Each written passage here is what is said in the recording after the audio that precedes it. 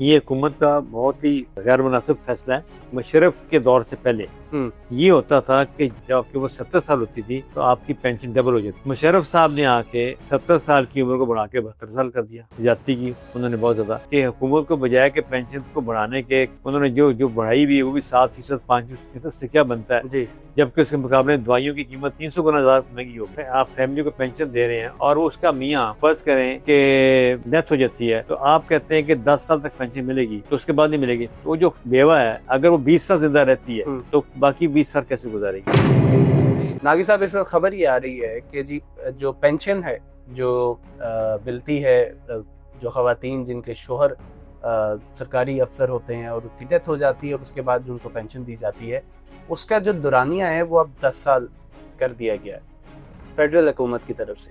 तो आपको लगता है कि ये ठीक फैसला है? ये हुकूमत का बहुत ही गैर मुनासिब फैसला है। इससे पहले हुआ था कि मुशर्रफ के दौर से पहले ये होता था कि जो ही आपकी उम्र 65 साल होती थी जी या 70 साल, जब आपकी उम्र 70 साल होती थी तो आपकी पेंशन डबल हो जाती थी। अच्छा, हाँ जी। मुशर्रफ साहब ने आके 70 साल की उम्र को बढ़ा के 72 साल कर दिया। ज्यादती की उन्होंने बहुत ज़्यादा, क्योंकि पेंशन के दिनों जो लोग पेंशन हासिल करते हैं उनको सबसे ज़्यादा उनका अखराजात जो होते हैं दवाइयों पर हो रहे होते हैं, मेडिसिन पर। तो मैं ये समझता हूँ कि हुकूमत को बजाय के पेंशन को बढ़ाने के उन्होंने जो बढ़ाई भी है वो भी 7%, 5% से क्या बनता है जी। जबकि उसके मुकाबले दवाइयों की कीमत 300 गुना ज़्यादा महंगी हो गई। ऐसे ही दूसरी बात ये है कि अगर आप फैमिली को पेंशन दे रहे हैं और उसका मियाँ फर्ज करें कि डेथ हो जाती है तो आप कहते हैं कि 10 साल तक पेंशन मिलेगी तो उसके बाद नहीं मिलेगी। तो जो बेवा है अगर वो 20 साल जिंदा रहती है तो बाकी 20 साल कैसे गुजारेगी। ठीक है, ये क्या हुकूमत को पता है कि किसने कितने साल जिंदा रहना है? इनके पास कोई इसका कोई चार्ट है कि जी पता लगेगा। अगर वो 90 साल तक जिंदा रहती है तो मुझे बताएं कि बाकी साल वो क्या करेगी। यानी आपने 60 साल में पेंशन दी, 70 साल में उसकी पेंशन बंद कर दी। अब वो खातून 80 साल उम्र पाती है या 90 साल पाती है, बाकी 20 साल कहाँ से उसके पास कोई ज़रिए आमदन नहीं है। अब इसी तरह एक खातून पेंशन लेती है तो वो मर जाती है तो उसका खामन उस पर डिपेंड करता है। तो वो अगर ज़्यादा उम्र पाले तो वो क्या करेगा। तो ये हुकूमत की मैं समझता हूँ कि मतलब बड़ा ही गैर मुनासिब रवैया है। और वज़ीर ख़ज़ाना साहब की पता नहीं किस तरह उन्होंने किस सोच में ही फैसला कर दिया कि ज़रूरी तो नहीं कि हर बंदा 10 साल बाद मर जाएगा।